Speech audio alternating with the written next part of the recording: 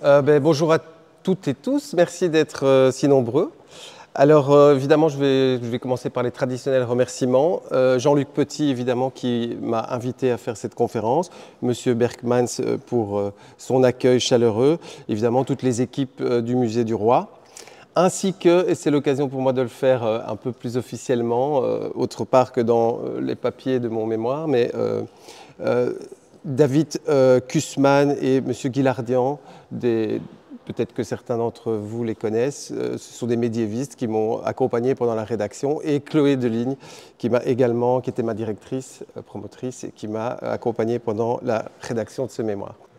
Alors voilà, cette conférence, j'aimerais bien la placer sous le signe de la modestie, parce que je dois reconnaître que je ne suis pas chercheur, je ne suis plus chercheur, j'ai fait de la recherche le temps de mes études. Et aujourd'hui, comme M. Berkmans l'a dit, je suis professeur d'histoire dans le secondaire, ce qui malheureusement m'éloigne un petit peu de mon époque du Moyen-Âge, qui était celle de mes études, parce qu'en 4, 5, 6, on travaille plus sur les temps modernes et l'époque contemporaine. Mais c'est avec grand plaisir que je me suis replongé dans ce sujet passionnant. Et puis aussi, je voudrais mettre cette conférence sous le thème du partage, parce que je suis sûr qu'ici, il y a des gens qui connaissent très très bien le sujet. Et donc, ce sera l'occasion de peut-être, lors de la séance de questions-réponses, d'échanger nos connaissances et de compléter ce que je vais pouvoir dire aujourd'hui. Alors, la table des matières, je vais faire une, j'espère, pas trop longue introduction, et puis je présenterai l'affaire du Saint-Sacrement. Mon mémoire s'est beaucoup attardé sur la contextualisation. J'essaierai de ne pas trop m'attarder, puisque je vais essayer de tenir le timing. La contextualisation, c'est d'abord une principauté qui est à l'époque à court d'argent. On verra pourquoi. Le contexte ecclésiastique également. Je vais essayer de vous expliquer un petit peu qui étaient ces chanoines qui régnaient en maître sur le clergé bruxellois. Et puis je vous parlerai, c'est évidemment incontournable, c'est la toile de fond pour peut-être comprendre cette affaire, c'est l'antijudaïsme médiéval. Je reviendrai là-dessus. Surtout à partir du XIIe, XIIIe siècle, il y a un tournant, on en reparlera. Et puis je vous présenterai les sources sur lesquelles j'ai travaillé et qui m'ont permis de formuler quelques hypothèses, à savoir d'abord le jugement de 2 prêtres avant l'affaire, 2 prêtres de Sainte-Gudule qui vont être accusés d'usure, les contes du receveur du Brabant qui sont réellement la pièce centrale puisque c'est vraiment ces contes-là qui vont témoigner de la capture et on peut dire, de l'assassinat des Juifs par le feu. Et ensuite, 10 jours après, il y aura une lettre de l'évêque de Cambrai qui va demander la réception que Notre-Dame de la Chapelle rende 2 hosties au chapitre Sainte-Gudule. Et enfin, l'enquête de 1402, donc plus de 30 ans après les faits, qui, elle, essaiera d'établir en fait le miracle, la légende, qui va établir la légende, qui sera, si vous voulez, les prémices de la légende du Saint-Sacrement. Et puis j'essaierai de conclure. Alors, donc, en 1369-1370, les derniers membres de la communauté juive de Bruxelles vont être accusés d'avoir profané des hosties, dérobées dans l'église Sainte-Catherine dans le bas de la ville. Pour cela, ils vont être jugés et condamnés sur le bûcher, tandis que leurs biens vont être saisis par le duc et la duchesse du Brabant. Je reviendrai sur leur identité. Vous voyez ici, j'ai mis en fond, c'est la couverture du parchemin original sur lequel j'ai travaillé. Alors, je vous l'ai déjà dit, mais donc une trentaine d'années après l'affaire, en 1402, il y a une enquête ecclésiastique qui sera ouverte à la demande de l'évêque de Cambrai. Pourquoi je mets à la demande entre guillemets? Parce qu'il est probablement plus que probable que ce soit le collège des chanoines qui ait demandé cette enquête à l'évêque de Cambrai pour pouvoir bénéficier des indulgences liées à la possession des hosties miraculeuses. Mais je reviendrai là-dessus. Et donc, cette enquête, comme je l'ai dit, va fournir tous les éléments de ce qui va devenir la légende 50 ans plus tard, écrite par un moine qu'on ne connaît pas, on ne connaît pas son identité, un moine du Rouge-Cloître. Alors, cette légende va connaître un développement extraordinaire. Ces hosties miraculeuses vont faire l'objet d'un culte très important. Elles vont être en 1436 consacrées par le pape et vont donner lieu à de nombreux pèlerinages, fêtes, processions fastueuses dans la ville de Bruxelles. Alors, elle va réellement devenir un élément constitutif de l'identité de la ville et de la centralité de la ville de Bruxelles dans le Brabant. Alors ici, elle va d'ailleurs, à cette occasion, on va construire 3 chapelles. À Sainte-Gudule même, c'est en haut à droite, à Notre-Dame de la Chapelle, en bas. Alors j'ai volontairement entouré la rue des Sols, qui est l'emplacement de la synagogue à l'époque. Les Juifs de Bruxelles avaient une synagogue, ce qui a plutôt tendance à confirmer l'importance de leur communauté avant la peste. J'insiste, avant la peste, parce que vous allez voir qu'en 1370, ils ne sont plus très nombreux et en fait, ils sont étrangers, ils ne sont pas bruxellois. Et j'ai entouré dans le haut, vous voyez, près du port, l'église Sainte-Catherine, où les hosties ont été volées. Alors, la rue des Sols, si vous la connaissez aujourd'hui, c'est assez drôle de voir cette photo, drôle ou triste, je ne sais pas ce qu'il faut dire, puisque c'est dans le quartier que vous connaissez du Mont des Arts, qui a été complètement rebâti dans un style qu'on pourrait peut-être qualifier de soviétique. Ici, c'est au début du XXe siècle. La chapelle Saint-Lazare qui a été construite, établie sur l'emplacement de la synagogue originale, évidemment, dont on n'a pas de photo, c'est forcément. Alors, donc, ce que je vais essayer avec vous de comprendre, c'est pourquoi, en 1370, ces derniers Juifs de Bruxelles, 6 ou 7 chefs de ménage maximum, et peut-être leurs familles, on ne sait pas, vont être brûlés sur le bûcher. Comment un banal vol de matériel liturgique, parce qu'en fait, ils étaient assez courants à l'époque, va se transformer en profanation et en miracle. Quel a été le rôle de l'antijudaïsme chrétien dans cette affaire et quelle était la nature des relations que ces Juifs de Bruxelles entretenaient avec les autorités ducales, censées les protéger. Le contexte, je l'ai dit, il y a évidemment la toile de fond de l'antijudaïsme chrétien médiéval, dont je vais essayer de vous faire une petite présentation. Il y a les crises et les tensions sociales du XIVe. C'est un siècle où on fait la guerre en Brabant. Il y a des conflits sociaux très importants entre les représentants des métiers et les grandes familles de Bruxelles, grands métiers qui payent beaucoup d'impôts, mais qui n'ont aucun accès au pouvoir. Il faudra attendre le XVe siècle avec l'édification du magnifique hôtel de ville qui se trouve en face de la Maison du Roi, pour voir enfin les métiers pouvoir accéder à l'exercice du pouvoir. Alors, il y a lié évidemment à ces conflits une énorme pression fiscale de la part des souverains et une politique très répressive face aux contestations de ces métiers, justement. Les témoignages sont...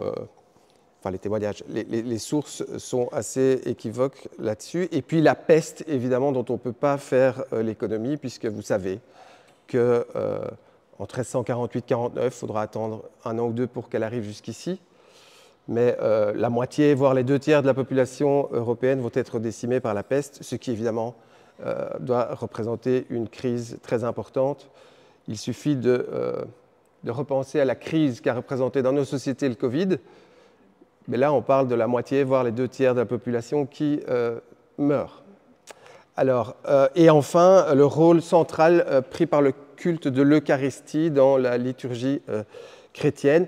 Alors, je ne sais pas, je me suis dit que j'allais le dire quand même. L'Eucharistie, c'est donc ce sacrement chrétien où on célèbre le partage du pain et du vin lors de la messe. Peut-être que certains ne le savaient pas, donc je préfère le préciser parce que sinon on ne comprend rien à l'affaire. Et le dogme de la transsubstantiation, c'est l'idée qui va beaucoup se développer justement à l'époque de notre affaire, que le corps du Christ serait réellement présent dans l'hostie, dans le pain, azim qu'on partage à la messe. Sans ça, c'est difficile de comprendre, évidemment. Alors, quelles sont mes hypothèses de travail et que je vais essayer de défendre ici? C'est que en 1370, le chapitre de Sainte-Gudule, les chanoines, a fait preuve d'opportunisme en se débarrassant des derniers juifs de Bruxelles, dont un des membres était lié à un scandale d'usure qui éclaboussait 2 prêtres du clergé bruxellois. Et de cet opportunisme, le duc et la duchesse ont aussi fait usage, car ils ont renfloué leur caisse en s'emparant de tous les biens de cette communauté. Alors, plus largement, cette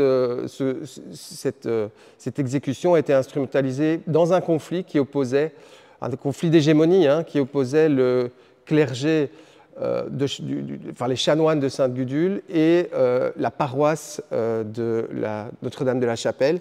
Je vous parlerai de Notre-Dame de la Chapelle pour comprendre pourquoi il y avait des velléités d'autonomie comme ça dans leur chef. Et c'est donc plus large que simplement un conflit ecclésiastique, c'est un conflit de communauté, d'opposition entre des communautés urbaines qui étaient très attachées à l'identité de leur quartier, comme c'était encore le cas en fait à Bruxelles au siècle passé. Ma grand-mère était très, très attachée à son quartier et elle détestait ceux des Marolles. Voilà. Donc en 1402, le curé, lors de la fameuse enquête, le curé de la Chapelle, qui, vous allez le voir, était largement anti-juif, va, et c'est mon hypothèse, pour servir les intérêts du chapitre, faire un témoignage qui va officialiser le miracle et va permettre, si vous voulez, c'est un peu le brouillon de la création de la légende du rouge cloître, dont je vous parlerai dans un instant. Pourquoi? Évidemment parce que c'était une manne financière et une source de prestige très importante de posséder ces hosties, surtout si elles avaient saigné du sang du Christ, évidemment. Alors, je remets, et je ne suis pas le seul, il y a d'autres auteurs qui remettent en cause la culpabilité des Juifs dans ce vol d'hostie. La preuve, c'est qu'ils ont, dans les contes, je reviendrai là-dessus, mais dans les contes, on dit bien qu'ils ont été volés par d'autres qu'eux. Et il est fort peu probable aussi, vu leur statut d'étrangers dans la ville de Bruxelles, puisqu'ils venaient de France, et le contexte très difficile pour les Juifs à l'époque, qu'ils aient pris le risque d'accepter des hosties et de les profaner. Mais on essaiera de montrer ensemble le rôle que l'idéologie anti-juive chrétienne a joué et le développement du culte de l'Eucharistie. Alors, j'avance un peu, sinon ça va être beaucoup trop long. Alors, quel est l'intérêt de se pencher sur une affaire comme celle-ci? Surtout, je trouve, c'est d'étudier les minorités, parce que ça en dit beaucoup sur les valeurs et les angoisses que traversent nos sociétés. Il n'y a qu'à penser à aujourd'hui et de quelle façon les migrants sont traités dans certains pays européens pour faire le lien avec notre affaire. Alors, je ne pouvais pas passer sous silence les derniers ouvrages sur le sujet. Je vous avoue que quand je suis tombé sur cet ouvrage-là pendant mon mémoire, j'étais un peu mal, parce que c'est vraiment la somme. Luc de Kecker, bon, il n'y a pas de traduction, donc il faut lire en flamand, mais c'est vraiment la somme la plus récente sur le sujet, qui date de 2000.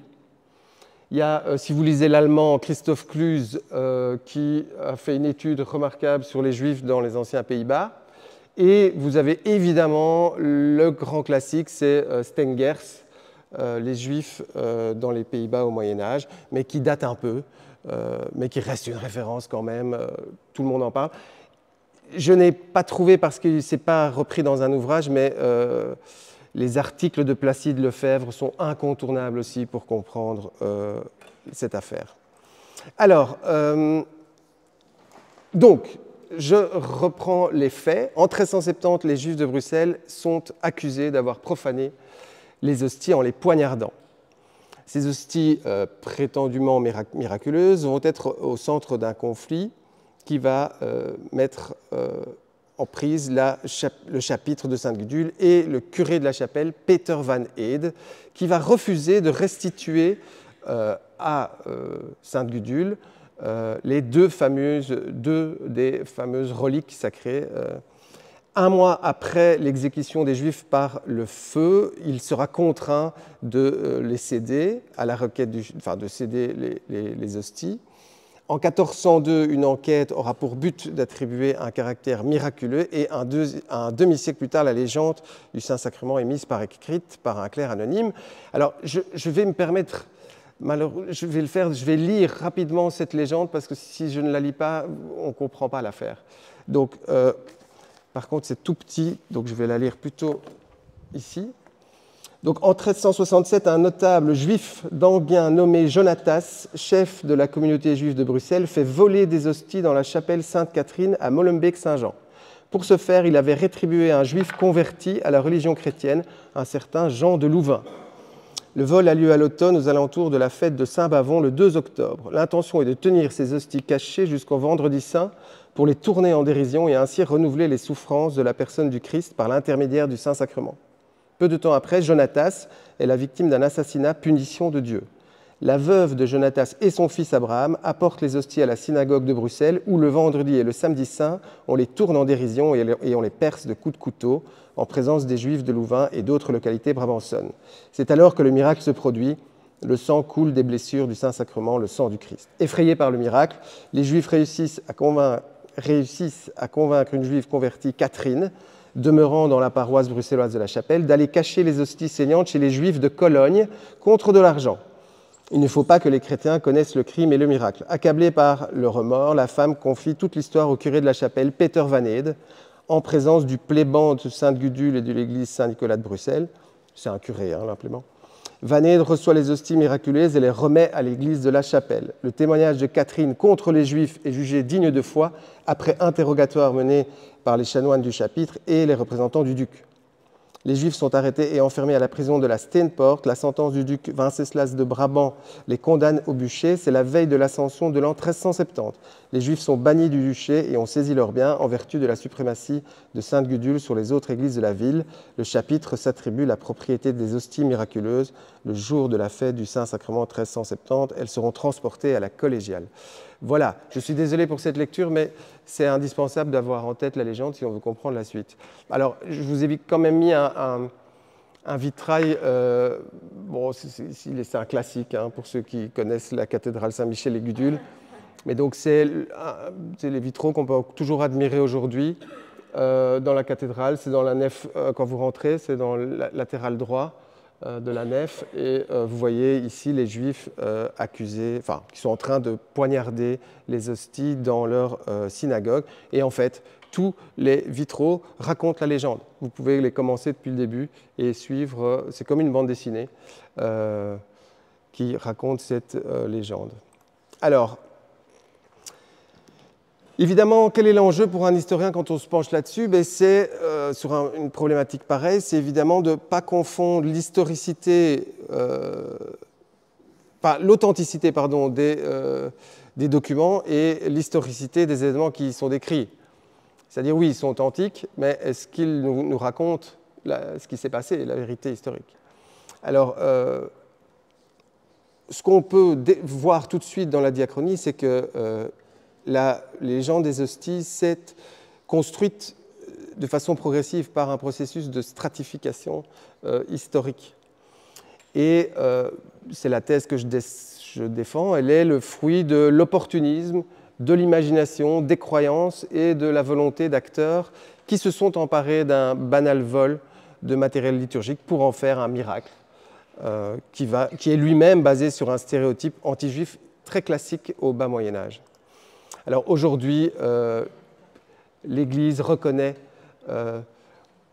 et demande en quelque sorte pardon à ces pauvres Juifs de 1370 qui se sont fait brûler. Vous trouvez cette plaque discrète, mais vous la trouvez dans la cathédrale Saint-Michel-et-Gudule, tout au début, à l'entrée, sur la gauche. Voilà. Alors, on en vient à la contextualisation.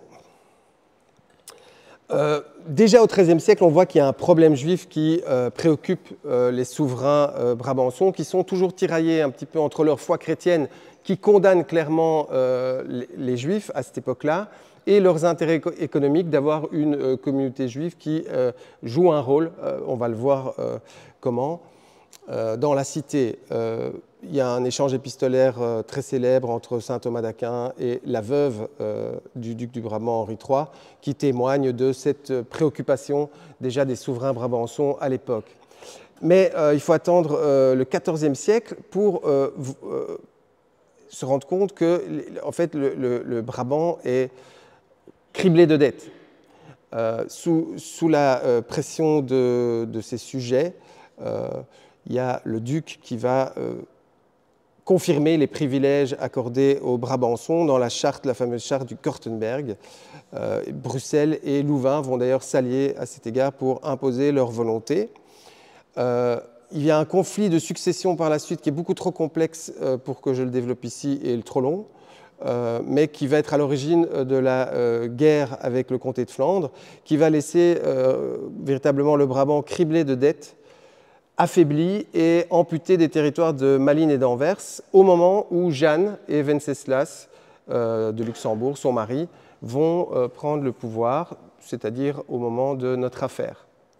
Alors, il est exsangue quand ils arrivent au pouvoir et privé des axes de communication fluviaux vers l'Escaut et la Seine. Alors, qui sont-ils ces souverains? Alors, ça vaut ce que ça vaut, mais j'ai trouvé deux représentations. Jeanne de Brabant et son mari, le duc Wenceslas. Qu'est-ce que les sources nous disent? C'est que Jeanne avait un penchant dispendieux pour le jeu, les jeux d'argent, et qu'elle était capable de sortir 75 couronnes de France. Alors, ça ne vous parle pas beaucoup, mais quand on sait que la recette annuelle, c'est 500 à 600, et qu'on sait qu'elle est capable d'en sortir plus de 10% pour rembourser ses dettes, ça confirme bien son penchant dispendieux pour les jeux d'argent. Donc personnellement, elle a aussi des problèmes financiers. Alors, ces dettes que le duc et la duchesse vont devoir contracter pour faire la guerre sont énormes. Et suite à cette guerre perdue, Bruxelles a fait bâtir une deuxième enceinte que vous connaissez, puisqu'il y a la Porte de Halle qui survit aujourd'hui, de cette deuxième enceinte qui est beaucoup plus grande que la précédente. Et évidemment, il va falloir lever une taxe pour la financer, ce qui va augmenter évidemment les tensions entre ces groupes de citadins intermédiaires que sont les entrepreneurs, les financiers artisans, qui sont complètement coupés de l'exercice du pouvoir, mais qui doivent payer.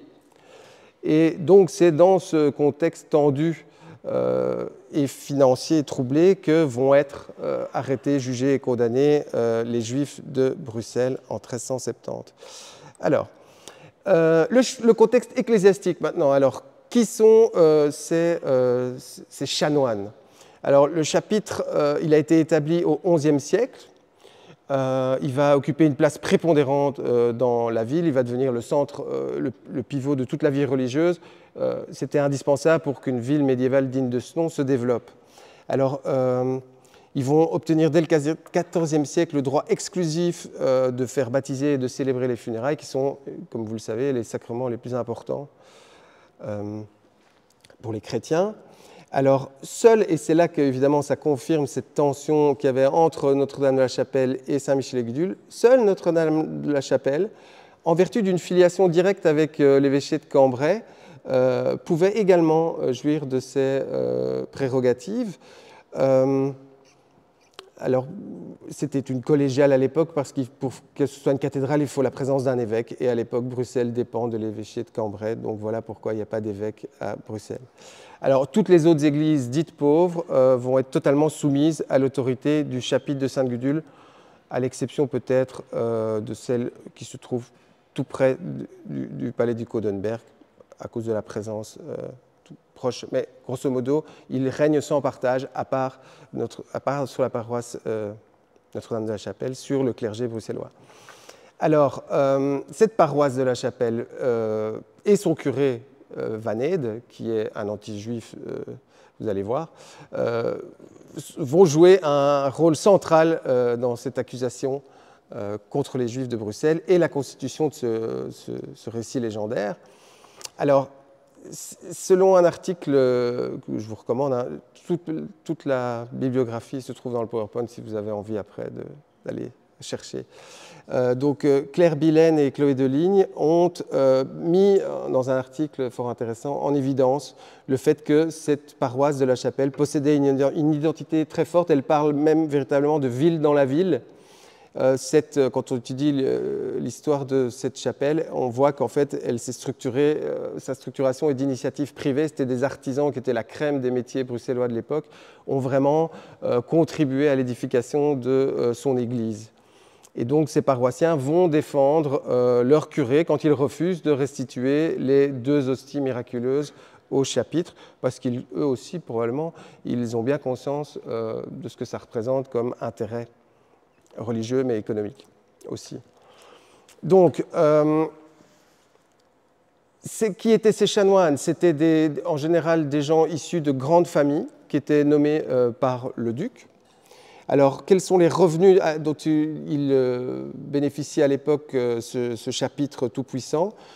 Ceux de la charité des fidèles, qui cherchent à racheter leurs péchés, et les revenus paroissiaux classiques, comme la dîme. Alors, et là, c'est pour ça que je me permets d'en parler, c'est qu'il y a évidemment ces fameuses indulgences, qui sont des remises de peine méritées pour avoir péché, qui vont être accordées par l'Église aux fidèles qui, par exemple, viennent vénérer certaines reliques. Et c'est évidemment tout l'enjeu ici, c'est d'obtenir ces fameuses reliques pour pouvoir monnayer finalement ces indulgences. Alors,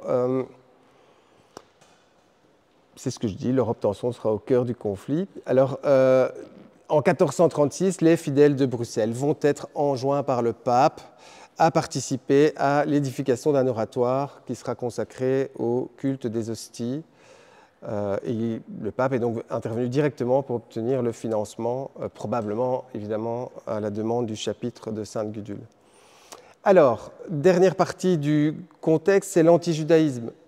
Alors, d'abord, en préambule, je voudrais quand même dire, on a parfois une très mauvaise image du Moyen-Âge, et les médiévistes ont à cœur de un peu rectifier cette image péjorative. Ça n'a pas été 1000 ans de souffrance continue pour les populations juives d'Europe. Okay, le début de l'époque médiévale est plutôt un moment d'apaisement pour les populations d'Europe occidentale, les populations juives. Elles ont souvent bénéficié d'appels aussi à la tolérance de certains ecclésiastiques et de la protection des autorités laïques. Mais au fur et à mesure que les siècles vont s'écouler, il va y avoir une idéologie chrétienne qui va présenter les Juifs comme les ennemis du Christ, même si on trouve déjà dans les origines des premiers écrits la dénonciation du fait que, évidemment, les Juifs sont rejetés parce qu'ils ne reconnaissent pas, mais il n'y a pas de phénomène de rejet à grande échelle en Europe. Alors, ce qui est important de dire aussi, c'est que les situations varient fortement selon les époques et les régions.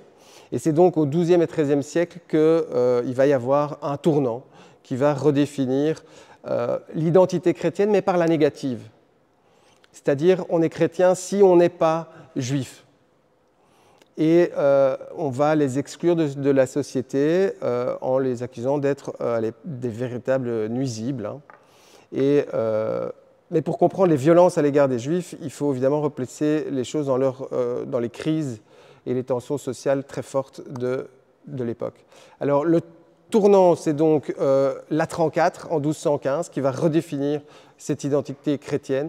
Je ne vais pas m'attarder trop là-dessus, mais donc j'ai mis des références, des canons en question, où on va accuser les Juifs de piller les chrétiens, notamment par justement ces opérations de crédit, hein, la fameuse usure. Alors c'est aussi dans Latran IV, c'est aussi là qu'on va obliger les Juifs à porter un signe distinctif dans l'espace public, la fameuse rouelle, hein, qui datent de ce moment-là. Et on va aussi les exclure de l'espace public en les interdisant d'apparaître publiquement dans la semaine qui précède Pâques et qui commémore la Passion du Christ. Alors, le premier tournant, les premiers vrais massacres, c'est la première croisade. J'ai mis un titre un peu provocateur, permis de tuer, parce que c'est vraiment ça. Le pape qui lance la croisade offre à tous les chrétiens qui veulent aller mourir et qui veulent tuer les ennemis du Christ l'accès direct au paradis. Donc, c'est ce qui équivaut à un permis de tuer. Alors, il y a des théologiens, l'histoire a retenu Guibert de Nogent, qui est assez explicite quand il dit « Pourquoi partir si loin attaquer les ennemis de Dieu alors qu'ici même se trouvent les Juifs, peuple encore plus hostile ?» Donc, vous voyez un petit peu l'ambiance qui règne à l'époque.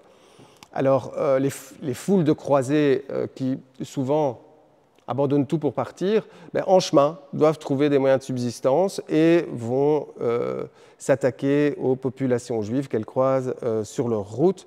Il suffit parfois juste de trouver un cadavre pour accuser la communauté locale et s'en prendre à elle. Alors, ce XIVe siècle, je l'ai dit, c'est l'époque de la peste aussi, où les violences vont s'intensifier. Ici, je reviendrai là-dessus, mais il y a eu des massacres importants à Bruxelles, parce que, évidemment, il faut se replacer dans l'époque.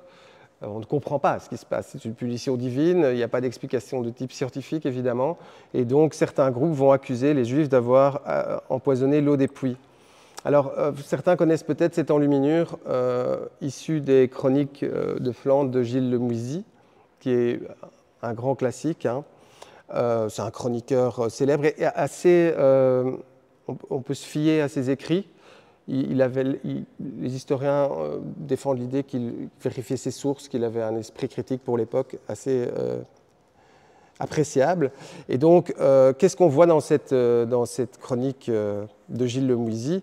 Eh bien, on voit qu'il y a des légendes qui étaient colportées déjà à l'époque de type anti-juif, et comme je vous disais, on les accusait de profaner l'eau des puits, et de profaner les hosties, et d'empoisonner l'eau des puits, pardon. Alors, bref, ils sont présentés vraiment comme des êtres qui essayent de nuire par tous les moyens aux chrétiens. Alors, à Bruxelles, qu'est-ce qui s'est passé à l'époque, en 49-50 ? Eh bien, quasi toute la communauté juive de Bruxelles va être éliminée ou va fuir pour ne pas être éliminée, parce que le fils aîné du duc, au nom de sa foi catholique, va désobéir à son père qui avait promis de protéger les Juifs, qui avait demandé son aide, sachant que des groupes de flagellants arrivaient pour les massacrer, ils vont s'adresser au duc et demander sa protection. Il a dit oui, mais son fils a désobéi sciemment à son père, laissant les Juifs bruxellois se faire massacrer. Alors, l'hypothèse la plus réaliste, c'est qu'à la fois ça permettait d'effacer toutes les créances contractées auprès des Juifs et de pouvoir récupérer leurs biens. Et en même temps, c'était pour le fils aîné du duc, son père était en fin de règne, c'était un moyen d'affirmer son émancipation, tout en jouant la carte justement de la conciliation avec ces familles qui étaient souvent, ces grandes familles qui étaient souvent en tension avec l'autorité du duc. Alors, qu'est-ce qu'on trouve comme élément constitutif de l'antijudaïsme médiéval dans cette chronique? Eh bien, typique la présence d'un juif faussement converti. Alors, les juifs arrêtés, interrogés, reconnaissent avoir reçu et envoyé 3 hosties à des juifs de Cologne. Tiens, ça fait penser à la légende. Bon, au cours de cette profanation, le miracle se produit, les hosties se mettent à saigner. Et alors, dernier élément qui est plus subtil, mais d'antijudaïsme, c'est que, en fait, une amitié entre un juif et un chrétien est impossible, puisqu'il feint d'être intéressé par le duc, mais en fait, c'est pour mieux corrompre le Seigneur, comme indiqué. Alors, très rapidement, parce que sinon, ça va vraiment être trop long. Quelles sont les accusations typiques au Moyen-Âge qui sont imputées aux Juifs? Il y a le meurtre rituel toujours le même schéma, hein. On va découvrir un cadavre, il y aura un soupçon à l'égard d'un membre de la communauté juive, et on va condamner les individus de cette communauté. Il y aura un enterrement, il va devenir martyr, évidemment. Le premier cas connu, c'est en Angleterre en 1144, à Norwich. Alors, évidemment, l'accusation de profanation des hosties, c'est-à-dire en fait le fait de s'en prendre directement au corps du Christ, matérialisé dans le pain eucharistique, comme je vous l'avais dit. C'est aussi toujours la même structure de récit, c'est très systématique, hein. Il y a un juif qui se procure des hosties, il les profane, elles se mettent à saigner, le crime est dénoncé, s'ensuit un procès, une condamnation, et les juifs coupables se convertissent ou sont massacrés. Alors, il y a une affaire que je peux ne pas évoquer, évidemment, c'est l'affaire des billettes de Paris qui va devenir le standard du genre. C'est en 1290, il y a un juif parisien qui... Alors, si je vous raconte toute l'histoire, il était prêteur à gages d'une chrétienne. Il lui demande à cette chrétienne d'aller lui apporter une hostie. Et alors, évidemment, il va l'acheter dans l'eau bouillante. Et ensuite, il va la poignarder. Et évidemment, elle va saigner. Alors, ce récit va connaître une diffusion incroyable dans tout l'Occident, notamment à travers les débats à l'Université de Paris. Mais il y a une historienne française, Madame Berrioux, qui a récemment montré que c'était déjà présent avant cette affaire. Mais donc, on voit bien que la construction d'une légende comme ça se fait toujours par stratification. Alors, ils sont aussi évidemment accusés d'empoisonner les puits, comme je l'ai évoqué dans la chronique de Gilles de Muzy. Et évidemment, ils sont accusés de voler, si vous voulez, les biens des chrétiens, des seigneurs, de corrompre les seigneurs à travers la pratique de l'usure, puisque l'usure est condamnée par l'Église. Et c'est vraiment à partir du XIIIe que l'usurier va devenir dangereux. Il était toléré, il était peu fréquentable, et puis vraiment il va prendre un autre statut, il va devenir dangereux. Et son infamie, entre guillemets, est un peu comme une maladie. On a peur qu'elle se transmette aux autres membres de la communauté. Alors, dans l'Église chrétienne, l'usure est condamnée parce qu'elle est aux antipodes des valeurs de la gratuité des charges du clergé. Et donc, c'est bien malgré eux, finalement, que les Juifs ont été contraints de pratiquer des métiers liés à la manipulation d'argent, parce qu'en fait, les chrétiens en étaient tout simplement exclus. Alors, enfin, j'arrive à l'étude des sources. La première source, c'est le jugement des deux prêtres bruxellois pour usure en 1369, donc une année avant que les Juifs soient condamnés et brûlés sur le bûcher. Alors, qu'est-ce qu'on apprend dans ce procès? En fait, deux prêtres vont être arrêtés par l'Hammam. L'Hammam, c'est le représentant du duc de Bruxelles, et accusés d'avoir pratiqué l'usure avec un juif bruxellois. Pour que vous compreniez, en fait, c'est eux qui ont prêté de l'argent avec intérêt aux Juifs. Je reviendrai sur son identité. Ce qui prouve que les prêteurs juifs étaient des prêteurs de petites sommes à la semaine, en fait, sur gage.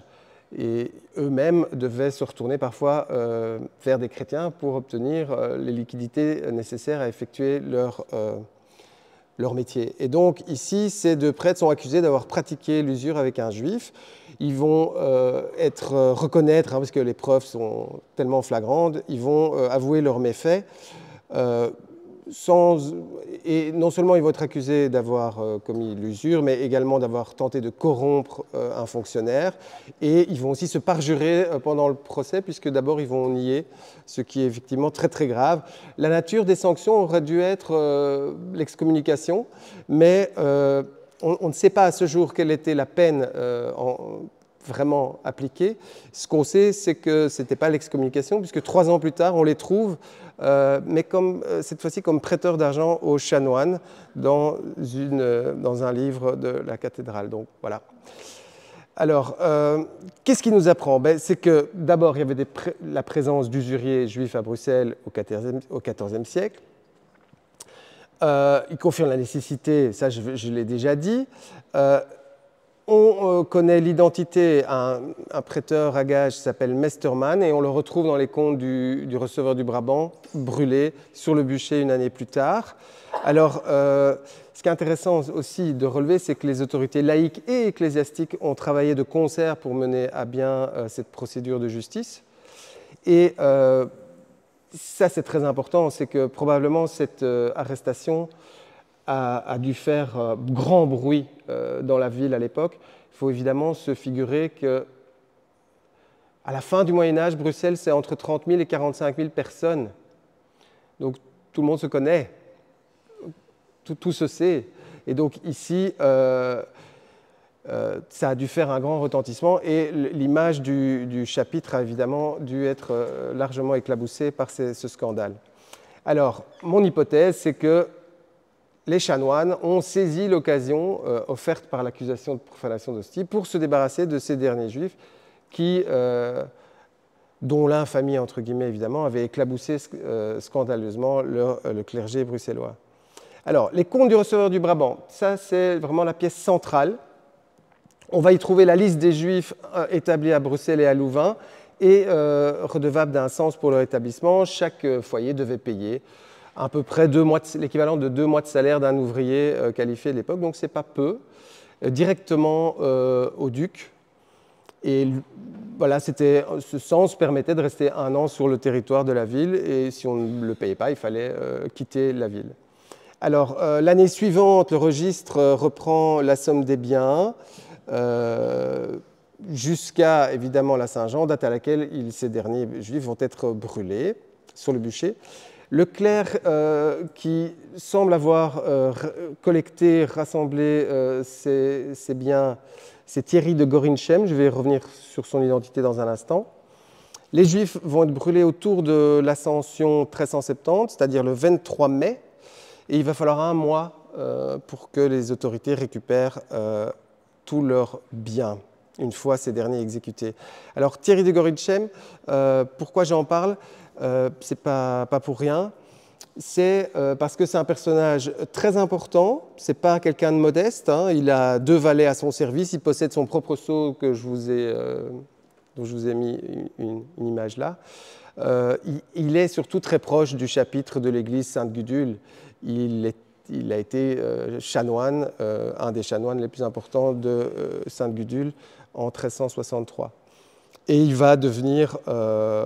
Après, il va aussi être très proche de Jeanne de Brabant, puisque, après avoir exercé sa fonction de receveur du Brabant, il va régler les affaires financières pour la duchesse.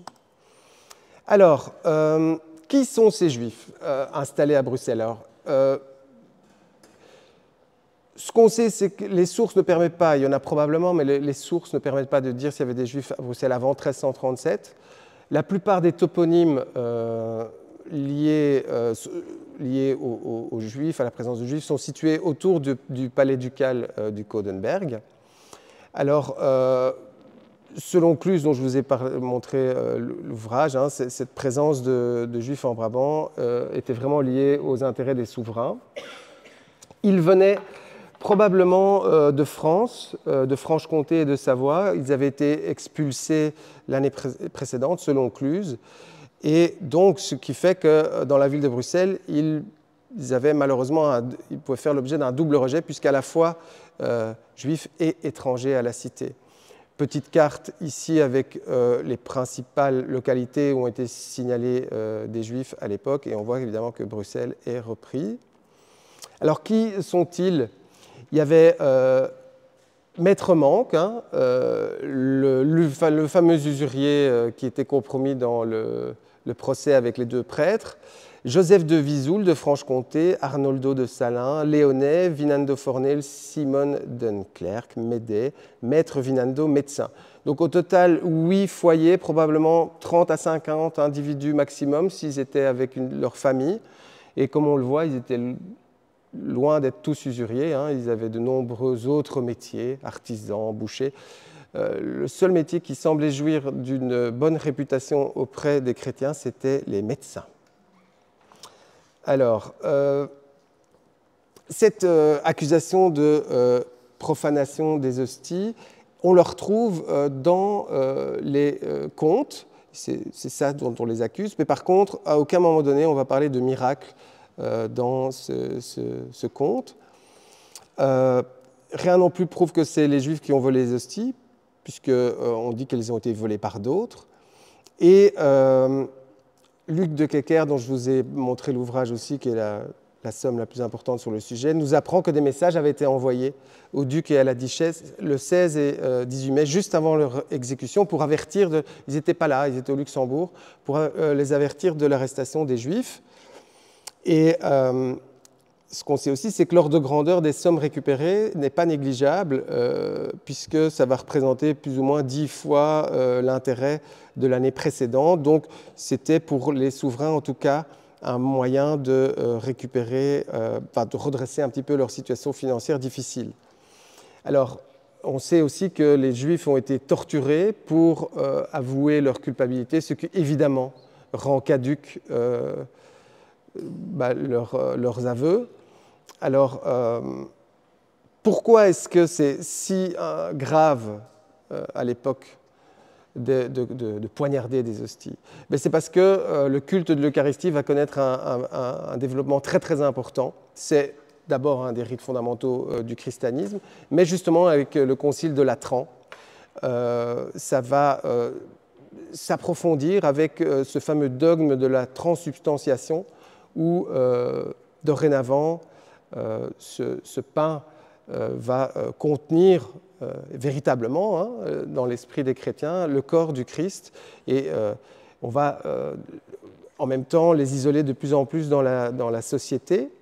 Alors, à l'époque aussi, les ordres franciscains, les ordres mendiants, hein, que vous connaissez peut-être, participent largement à la diffusion de ces miracles eucharistiques. Alors, ça va devenir vraiment... il y a une spécialiste du sujet, c'est Miri Robin, qui explique très bien que ça va devenir le cœur de la liturgie chrétienne et que ces récits de profanation vont vraiment acquérir une fonction pédagogique et devenir pour le clergé un moyen d'instruire les chrétiens. Alors, je vous montre ici rapidement, hein, mais c'est un manuscrit du XVIe qui présente les 7 lignages de Bruxelles. Quand je vous disais que ce culte des hosties profanées du Saint-Sacrement va devenir vraiment central dans l'identité de la ville, et bien là, on voit qu'au centre de ces 7 lignages, hein, donc les 7 familles les plus importantes de la ville, qui est-ce qu'on trouve au centre? On trouve Sainte Gudule, qui est cette noble mérovingienne dont on a transféré les reliques au XIe siècle de l'église Saint-Géry vers la collégiale Saint-Michel et Gudule. Et on trouve Sainte-Julienne de Cornillon qui a joué un rôle très important. Elle a consacré sa vie à elle venait de la région de Liège, elle a consacré sa vie à faire reconnaître la fête de l'Eucharistie. Alors, donc, mon hypothèse, c'est la suivante, c'est que cette diffusion de l'affaire des billettes de Paris dans toute la chrétienté, ainsi que ce développement très fort du culte de l'Eucharistie, ont rendu possible, si vous voulez, les conditions idéologiques et juridiques de la mise en accusation et de la mise à mort des Juifs, des derniers Juifs de Bruxelles par les autorités en 1370.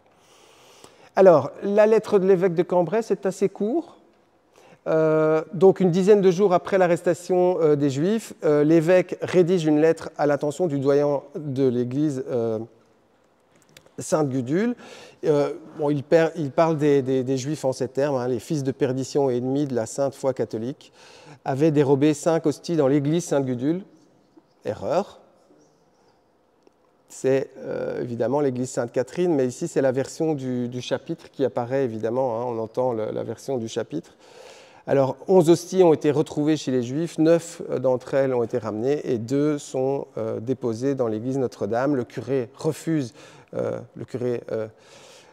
la chapelle refuse de les restituer au chapitre et l'évêque exige de rendre les hosties immédiatement sous peine d'excommunication.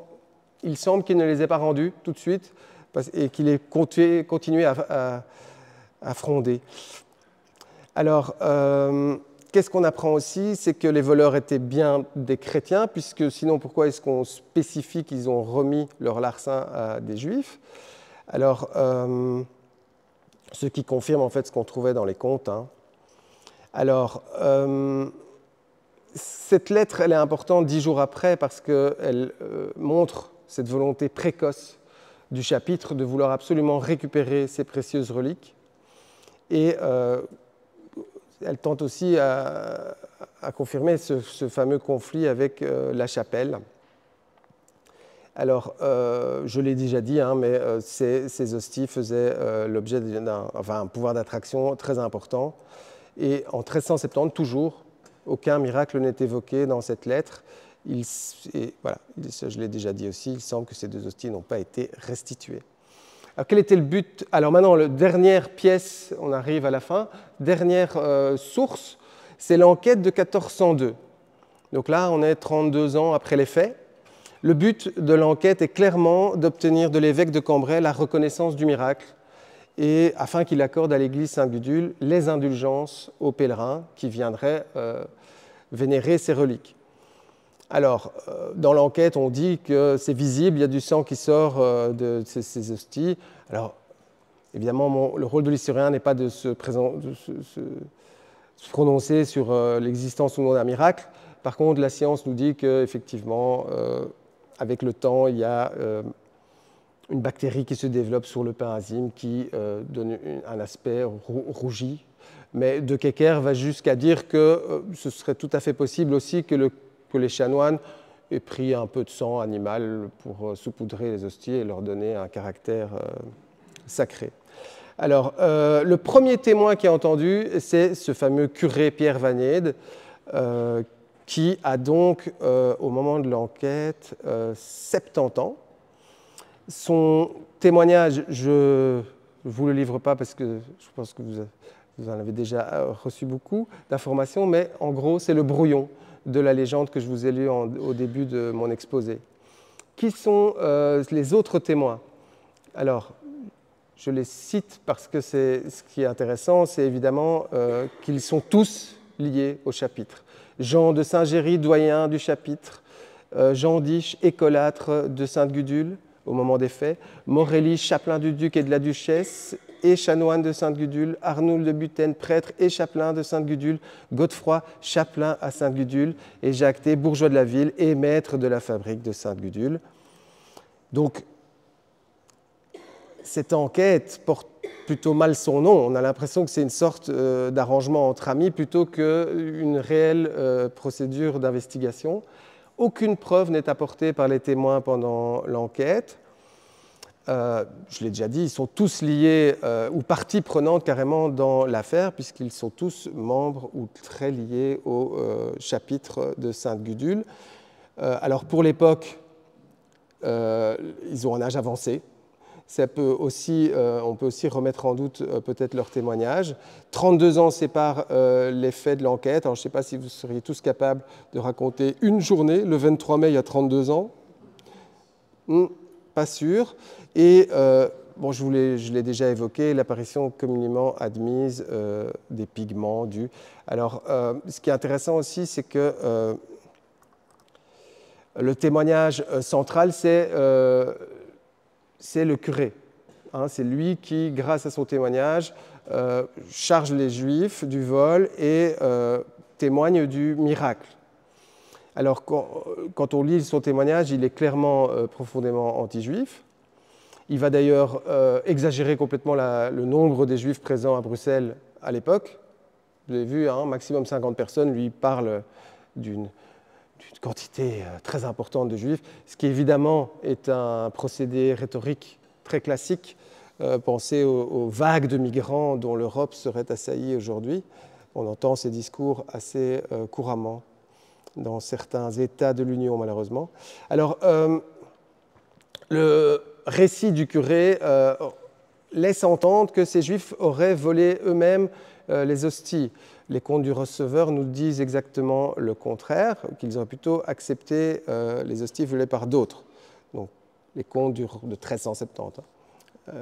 Alors, il y a cette présence de, rappelez-vous, Catherine la convertie qui va dénoncer le méfait commis. Elle n'apparaît nulle part dans les sources contemporaines des événements. Il faut donc attendre la déposition du curé anti-juif pour l'avoir citée pour la première fois, 32 ans après les faits.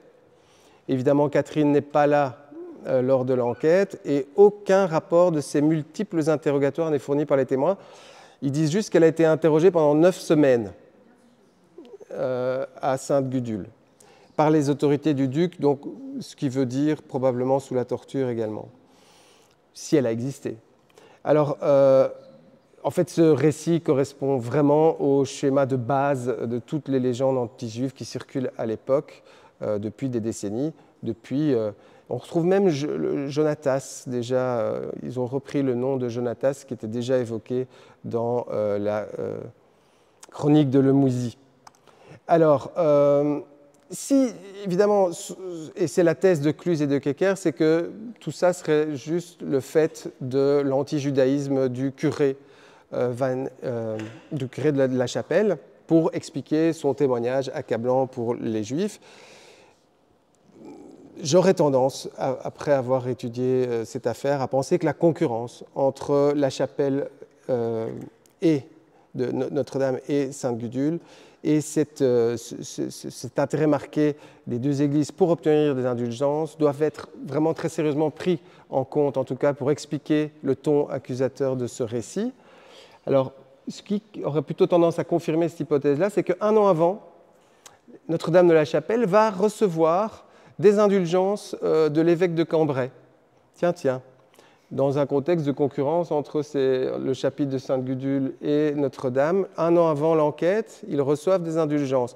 Alors, pendant très longtemps, on n'a pas su, on n'était pas certain de pourquoi ces indulgences.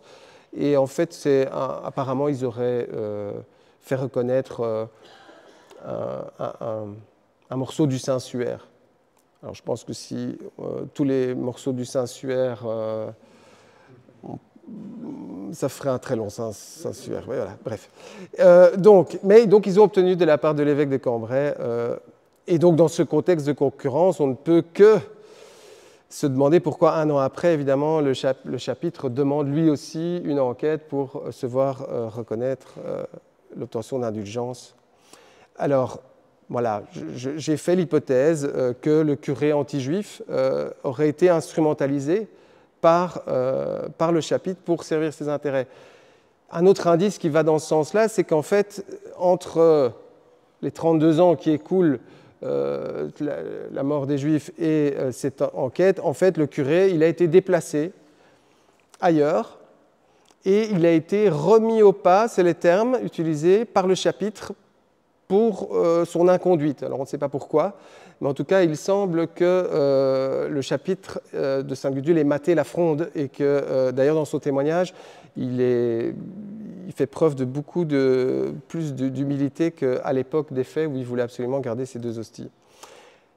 Conclusion, enfin, j'arrive à la fin. Désolé, c'est une affaire un peu complexe, donc ça nécessite parfois de s'étendre. Alors, en 1370, qu'est-ce qu'on sait? C'est que les derniers Juifs résidant à Bruxelles, une cinquantaine de personnes maximum, vont être brûlés sur le bûcher, accusés d'avoir profané des hosties volées dans une église du bas de la ville, Sainte-Catherine. Les seuls documents contemporains des événements, c'est les quelques folios des comptes du receveur du Brabant et la lettre de l'évêque demandant au curé de la chapelle de restituer sur le champ les deux hosties profanées qu'il avait gardées à la chapelle. Les contes recensent les Juifs en Brabant, nous livrent quelques raisons de leur exécution et surtout nous indiquent que les souverains ont fait main basse sur tous leurs biens. Alors la seconde donc la lettre met en lumière ce conflit qui existait entre Sainte-Gudule et la paroisse de La Chapelle. En 1402, l'enquête a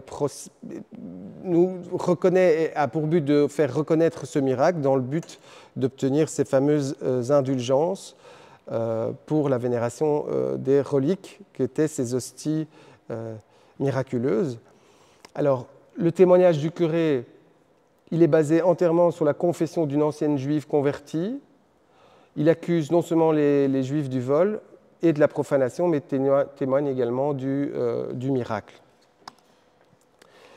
Quel est le contexte que j'ai essayé de mettre en avant pour soutenir mes hypothèses? C'est que on ne peut pas comprendre l'époque sans le replacer dans les crises qui l'ont traversée, notamment les crises liées au conflit armé entre le duché du Brabant et le comte de Flandre, les conflits sociaux entre les métiers et les grandes familles qui dirigeaient la ville, la crise économique liée aux dépenses considérables à cause des guerres notamment, et l'état des finances personnelles ducales catastrophique, une crise sanitaire sans précédent dans l'histoire de l'Occident avec la peste noire, une crise morale, puisque on imagine si la moitié ou les 2 tiers des gens mourraient par punition divine, on imagine bien dans l'esprit de l'homme médiéval quelle crise morale ça devait représenter. Alors, il y a l'antijudaïsme qui est la toile de fond indispensable pour expliquer ces déchaînements de violence. Peut-être le fait aussi qu'ils étaient étrangers, puisqu'ils venaient de France, ces derniers membres de la communauté juive de Bruxelles.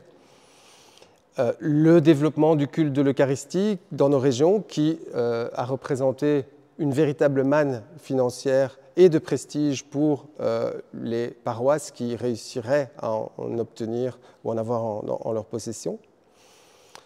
Derrière ces querelles de paroisses, il y a aussi des communautés urbaines qui s'opposent avec, je le rappelle, l'histoire de La Chapelle qui était profondément, qui avait des velléités profondément indépendantistes au sein de la ville de Bruxelles.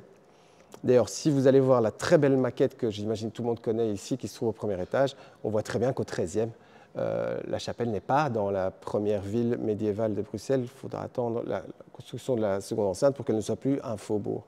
Alors, le chapitre de Sainte-Gudule c'est mon hypothèse, a fait preuve d'opportunisme pour se débarrasser de ces juifs dont l'un des membres était lié à ce scandale d'usure avec les 2 prêtres bruxellois.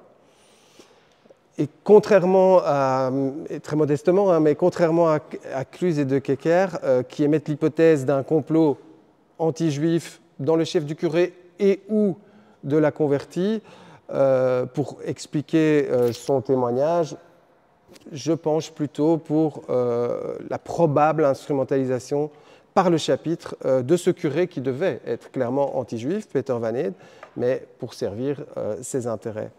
Jeanne et Wenceslas, les ducs et duchesses du Brabant, sans intervenir directement puisqu'ils étaient à l'étranger, mais ont laissé faire pour mettre la main basse sur les biens des Juifs. Et enfin, je l'ai déjà dit, mais il est fort peu probable que dans le contexte de l'époque, ces derniers Juifs de Bruxelles aient pris le risque d'accepter et de profaner ces hosties. Beaucoup de questions restent ouvertes. Après cette affaire, quel fut le rôle joué par les sermons, notamment des ordres mendiants? Quel fut le rôle joué par les habitants de La Chapelle? Parce que le curé, dans le témoignage de 1402, il dit « Oui, mais en fait, moi, je les ai pas remises parce que j'avais peur de mes paroissiens. » Il n'est pas très courageux pendant son témoignage, mais voilà. Il n'assume pas, en tout cas, sa fronde. Qui était Catherine? Est-ce qu'elle a réellement existé?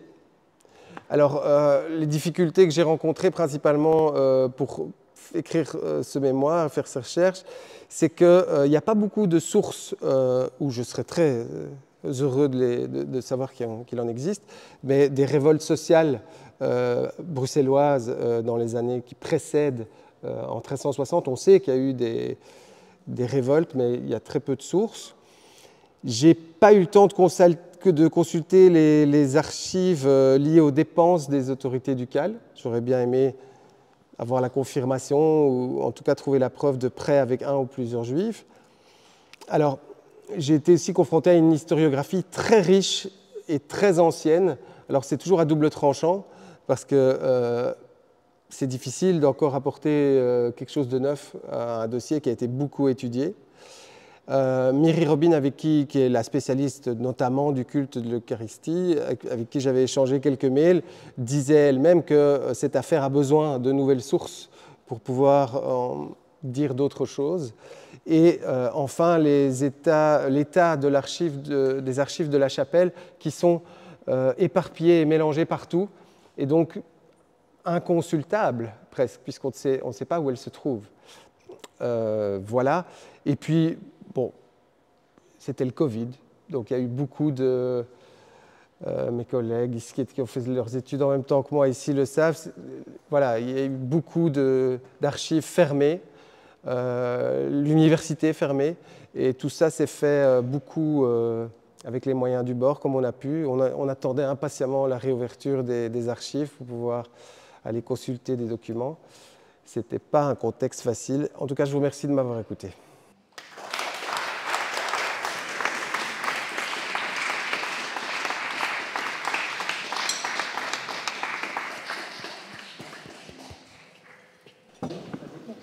J'ai deux questions courtes, je crois. La première, c'est en quoi étaient faites les hosties à cette époque-là? Du pain azyme. D'office du pain azyme. Et la deuxième question, c'est en allant me balader à Enghien il y a quelques années, il disait là-bas que les Juifs chassés de Bruxelles s'étaient réfugiés à Enghien. Vous avez trouvé ça? Alors il y a une affaire antérieure où des Juifs d'Enghien vont être protégés par... Pardon. Il y a une affaire antérieure où des Juifs d'Enghien vont être protégés par leur seigneur pour échapper à un pogrom, mais lié à cette affaire-là, je n'en ai pas connaissance. Merci beaucoup pour votre exposé. Je voudrais savoir ce que sont devenus les hosties.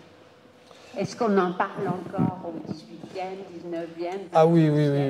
Il y a Alors, ça pourrait faire l'objet de 2, 3, 4, 5 conférences sur la suite de cette affaire. Hein.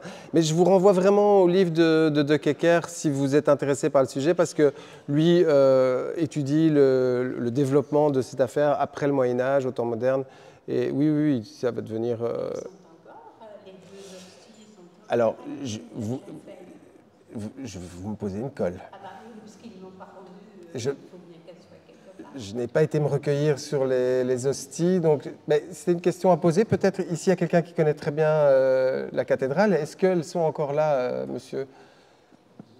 Les hosties? Les hosties ont failli être détruites au moment de la période de gouvernement protestant de Bruxelles, aux alentours de 1580. Elles ont été, si vous allez dans la chapelle du Saint-Sacrement, il y a une évocation, je crois, un tableau, quelque chose qui évoque un paroissien qui les avait cachés et qui les a restitués aux autorités de la collégiale après que Farnèse ait repris la ville. Il me semble qu'il y a un reliquaire où il y aurait encore une des hosties. Voilà. Donc, et il y a eu un projet en 1870 de relancer la procession des hosties miraculeuses, ce qui impliquerait qu'il y en a qui auraient effectivement traversé les siècles. C'est d'ailleurs à cette occasion que les vitraux ont été réalisés pour les 500 ans de l'affaire. Oui, en fait, j'avais lu quelque part que les Juifs, en fait, de manière générale, n'exerçaient pas beaucoup d'autres métiers que celui d'usurier, car pour exercer d'autres métiers, ils devaient faire partie de corporations, et que pour faire partie des corporations, il fallait être nécessairement chrétien. Donc, par exemple, s'ils étaient bouchers, c'était juste pour les autres Juifs, ou...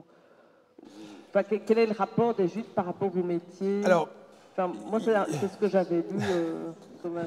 Oui, il y a un rapport particulier évidemment avec la boucherie dans la religion juive qui font qu'effectivement le boucher était le boucher des Juifs. Mais en tout cas, dans l'échantillon de Bruxelles, ici, on voit qu'il n'y a probablement qu'un seul usurier. Et c'est bien que vous me posiez la question parce qu'il faut aussi savoir que les usuriers juifs au sein des usuriers étaient minoritaires largement. Dans nos régions, les usuriers principaux, c'est les Lombards, en fait. Non. Et les Lombards, eux, avaient des véritables tables de prêt et prêtaient des grosses sommes, tandis que ce qu'on sait, en tout cas, Stengers en parle très bien dans son ouvrage, ce qu'on sait des usuriers juifs, c'est plutôt des prêteurs à gages à la petite semaine, de petites sommes. Voilà. Oui, voilà. Vous avez dit qu'à l'époque, il y avait 30 000 habitants dans la ville de Bruxelles, à peu près. Est-ce qu'on a une idée de la représentation de la communauté juive dans ces 30 000 ? Très peu. Alors, en 1369, ils sont une cinquantaine, grand maximum. Alors, on recense les ménages, on ne recense pas les femmes et les enfants. Donc, on sait qu'il y avait 7 ou 8 ménages maximum dans tout le Brabant. Mais alors, pourquoi dit-on les derniers représentants ? Parce qu'ils ont tous été massacrés lors du pogrom de 49-50 avec la peste. Là, par contre, les chiffres... Jean Stengers, alors Gilles Lemouzy dit qu'il y a eu à peu près 600 juifs qui ont été tués en Brabant. Jean Stengers a écrit un peu rapidement, je trouve, à l'époque, que ce chiffre discrédite à lui seul tout le témoignage. En fait, quand on voit les recherches récentes sur le nombre des victimes, ça semble tout à fait probable, en fait, que 500 juifs aient pu être tués dans le Brabant à l'époque. Parce que d'autres études ont été faites sur d'autres villes et parfois on atteint des chiffres plus importants. Bon, dans des villes d'Allemagne avec plus de juifs, mais comme il semble qu'avant la peste, il y ait quand même beaucoup de juifs installés dans nos régions, enfin beaucoup, tout est relatif, mais 500 me semble être réaliste. Les historiens sont toujours un peu mal à l'aise avec les chiffres, parce que pour nous, ce n'est pas un indicateur. Mais voilà, on essaye d'avoir des approches réalistes. Et moi, 500-600 avant la peste me semble être tout à fait réaliste. Et à l'époque des faits, par contre, là, il n'y en a presque plus. Ils viennent de France, ils ont été chassés de France. Il n'y a plus de juifs bruxellois. Ils sont partis probablement rejoindre, Cluse nous dit probablement rejoindre les communautés juives d'Allemagne qui sont plus grandes. Comment se fait-il, d'une part, lorsqu'on dit que ce sont des petits prêteurs à gages, il y en a tellement peu, et en même temps, si on les exproprie, ça permet de renflouer les caisses des ducs, alors qui ont des besoins... Alors parce que c'est l'ensemble de leurs biens additionnés. Voilà pourquoi. Et probablement, en mettant la main mise sur leurs biens, c'est probablement aussi toutes les sommes qu'ils avaient reçues vous voyez ce que je veux dire ? Et les biens peut-être aussi de ceux qui étaient venus déposer un objet dans le but... c'est tous leurs biens, voilà. Vous avez indiqué au début une carte avec toi, chapelle ou église, qui était liée dans tout ça. Oui. Et un de ceux-là, vous avez indiqué que c'était l'ancienne synagogue. Oui. Et je ne vois pas le lien entre ce qui est passé ensuite, sauf si vous me dites maintenant qu'ensuite ils ont utilisé l'occasion du massacre pour à la fois confisquer tout ça et remplacer la synagogue par une église. Est-ce que c'est fait? Oui, c'est ça. Ils ont... J'ai plus de batterie? Allô? Oui, voilà. Donc, il y a une chapelle du Saint-Sacrement qui va être construite à l'endroit de la synagogue, mais déjà au Moyen-Âge, quand les derniers Juifs ont été exterminés, à l'endroit où il y avait leur synagogue, il y a une chapelle chrétienne qui va être... du Saint-Sacrement qui va être construite. C'est à l'emplacement, on le voit là à peu près. Donc, c'est rue des Sols, ici. Donc, il y a une systématique dedans, parce que c'est quand même qu'il y a déjà quelque chose il y a 30 ans avant. Alors, comme je l'ai dit, hein, il y a un antijudaïsme qui est présent dans le chef des autorités ecclésiastiques, ça c'est sûr. Il ne faut pas oublier que la majorité des gens sont analphabètes, donc ils écoutent. Ceux qui incarnent le savoir, c'est les gens d'Église. Et donc, est-ce que c'est systématique? En tout cas, ce que j'ai essayé de montrer, c'est qu'il y a de l'opportunisme. Probablement qu'il y a eu un vol de matériel liturgique dans cette Église, ça c'est sûr. Et que tout de suite, la population, parce que biberonnée aux légendes anti-juives, ont tout de suite accusé les membres de la communauté juive. Et alors là, par contre, les autorités à la fois ducales et ecclésiastiques s'emparent de cette occasion pour se débarrasser des Juifs, faire main basse sur leurs biens, et puis après, carrément exploiter la manne financière que représentaient ces hosties miraculeuses. Alors, d'abord, merci pour cet exposé fort intéressant, et qui se focalise sur la période 1350-1370. Que se passe-t-il après? Donc on voit que les Juifs bruxellois ont été massacrés en 1350, que les 8 familles qui venaient de France ont été chassées ou exécutées en 1370. Que se passe-t-il entre 1370 et le 19e siècle? Est-ce qu'on a encore des Juifs à Bruxelles au XVIe siècle, au XVIIIe siècle, jusqu'à l'édit de tolérance de Joseph II? Oui. Alors, ils vont revenir s'installer, mais c'est sûr que pendant un petit temps, ça va leur passer le goût avec ce qui s'est passé au XIVe siècle, ça va leur passer le goût de revenir s'installer en Brabant. Mais oui, bien sûr, ils vont revenir s'installer dans nos régions. Il n'y a pas aussi le fait qu'on est espagnol sous l'Inquisition?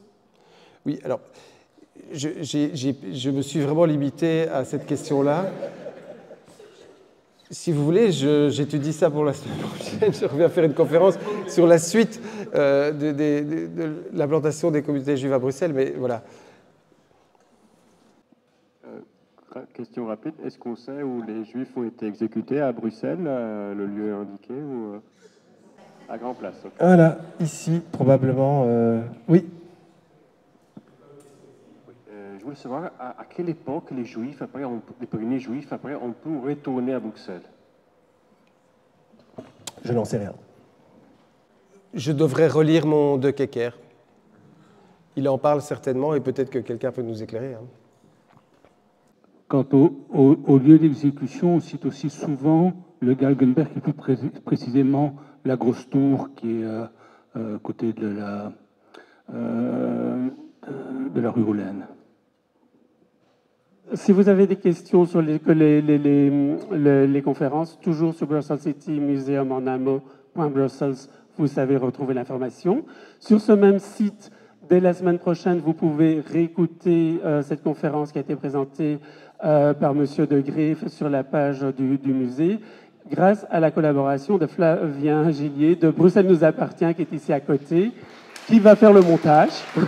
Et alors, voilà, vous pourrez voir ça et ainsi de toute la nombreuse documentation que M. De Greef a mentionnée dans ses derniers slides. Et enfin, le meilleur pour la fin, vous. Merci pour la présentation encore.